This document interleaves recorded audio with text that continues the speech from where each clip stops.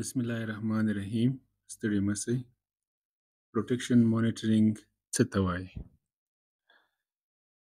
پروټیکشن خپله خوندیتوب دی. مانیټرینګ ارزونه ده، څارل دي. د پروټیکشن اړوند معلوماتو راټولول دي.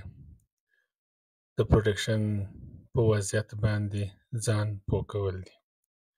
پروټیکشن مانیټرینګ په ډېرو ارګانونو کې د همدې انګلیسي اصطلاح څخه استفاده کیږي. په دې خاطر باندې تر اوسه پورې په پښتو کې داسې یوه معیاري صحیح چې د ټولو د استفادې وړ وي داسې کومه معنا نه ده ورته ټاکل سوې. نو په دې اړه باندې موږ پخوا او اوس کې چې کوم بعضې کلمات استعمالوو هغه دا دي چې د خوندیتوب د وضعیت څارنه ده، د خوندیتوب اړوند د اړتیاوو موندنه ده او د خوندیتوب څارنه ده. په کل کې پروټیکشن مانیټرینګ چې رښتیا سي دنده یې هم همدا ده چې د پروټیکشن یا د خوندیتوب په اړه معلومات راټولوي چې خلک د کوم ډول ستونزو، ننګونو، ځورونو، تاوتریخوالي، نور انواع د خطرونو په ژوند کې کومې اړتیاوې لري.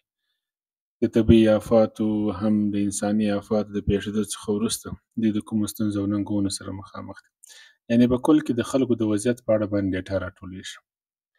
هغه ډیټا تر نظر ایستل کیږي او بیا هم د ریسپانس یا د خدماتو وړاندې کولو په موخه شریکیږي. د حق غوښتلو اډوکسي په خاطر باندې د مقاماتو، مسؤلینو او نورو بنسټونو سره شریکیږي تر څو د خپلو منابعو څخه په استفاده باندې هغه کومې موندنې چې دي هغو ته جواب ووایي یا خدمات ته وړاندې کړي. نو زه به تاسو ته د پروټیکشن مانیټرینګ یو دوه معیاري، درې معیاري تعریفونه درته وښیم. دغه تعریف چې دی د پیم د خوا څخه ورکول سوی دی. پیم پروټیکشن انفارمیشن مینجمنټ دی چې ډېر مؤسسات یې غړیتوب لري. هغوی وایي چې پروټیکشن مانیټرینګ چې دی په سیستماتیک او منظم ډول باندې ډیټا راټولول دي، بیا د هغې ډیټا تایید او تصدیق دی، بیا د هغې ډیټا تحلیل او تجزیه ده او د ډیټا په مرسته باندې کېدلی سي چې موږ بعضې د پروټیکشن اړوند مسایلو په اړه باندې او یا هم هغه ټولنه چې د خطرونو سره مخامخ د هغو په اړه باندې ډیټا راټول کړو، معلومات راټول کړو او د دې ډیټا هدف دا دی تر څو د خدماتو د وړاندې کولو یا جواب ویلو لپاره د خلکو د خبرولو په شکل دې څخه استفاده وسي. پروټیکشن مانیټرینګ د خوندیتوب د وضعیت اړوند د معلوماتو راټولول دي، د هغو څیړل دي، تاییدول دي، تحلیل کول په دې پروسه کې شامل دي او هڅه کیږي تر څو د دې اکټیویټي په مرسته باندې د خوندیتوب اړوند هر ډول تشویش، ستونزه او د خلکو نورې اړتیاوې او اندېښنې په ګوته شي. هغه اندېښنې او د پروټیکشن اړوند مسایل چې د یو مشخص ساحې یا خلکو اړوند وي د هغو د پېژندلو لپاره دا اکټیویټي ترسره کیږي.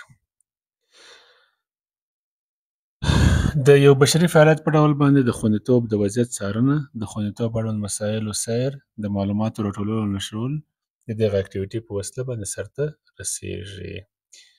او پروټیکشن مانیټرینګ زموږ سره مرسته کوي تر څو په یو مشخص ساحه کې د پروټیکشن وضعیت او حالت او د خلکو اړتیاوې معلومې کړو او بیا هغه معلومات راواخلو، د اړوند مسؤلینو، بنسټونو او نورو سره یې شریک کړو د خبراوي دپاره او د خدماتو د وړاندې کولو په موخه باندې.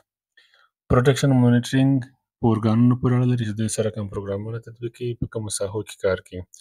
خو کېدلی سي چې د بیرته راستنېدونکو په کوم کیمپ کې اوسي، د داخلي بې ځایه سوو کمپ وي، د مهاجرینو چې د خپل هیواد څخه وتلي په بل هیواد کې مهاجر دي د هغو کوم استوګنځای یا کمپ وي.